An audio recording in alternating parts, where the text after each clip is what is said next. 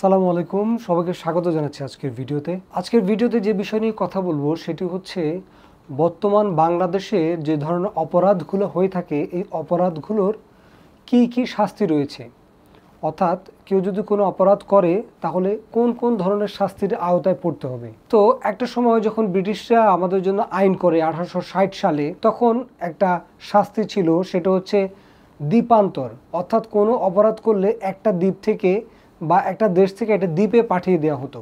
বাঘা যতীন, বারীন্দ্র কুমার ঘোষ, এরকম বিখ্যাত যে ব্রিটিশ বিরোধী লোকজন ছিলেন তাদেরকে কিন্তু দ্বীপে পাঠিয়ে দেওয়া হয়েছিল। তো আন্দামান নিকোবর দ্বীপপুঞ্জ, যেটাকে বলা হয় কালাপানি, তো এরকম অনেক মানুষকে বিভিন্ন দ্বীপে পাঠিয়ে দেওয়া হয়েছিল।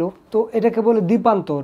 দ্বীপান্তরের মাধ্যমে একটা শাস্তি তখন প্রচলিত ছিল। তো বর্তমানে যে 5 ধরনের শাস্তির কথা বাংলাদেশ দণ্ডবিধিতে বলা আছে, সে 5 ধরনের শাস্তি হচ্ছে: 1 নম্বর মৃত্যুদণ্ড, যাবজ্জীবন কারাদণ্ড।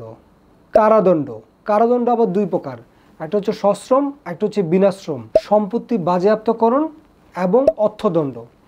তাহলে বর্তমানে 5 ধরনের আমরা শাস্তির বিধান পাই। এর বাইরে কোনো শাস্তি বাংলাদেশ দণ্ডবিধি অনুযায়ী শাস্তির আওতায় পড়বে না। আমাদের আরও ভিডিও পেতে এই ধরনের সাথে থাকবেন। সবাইকে ধন্যবাদ।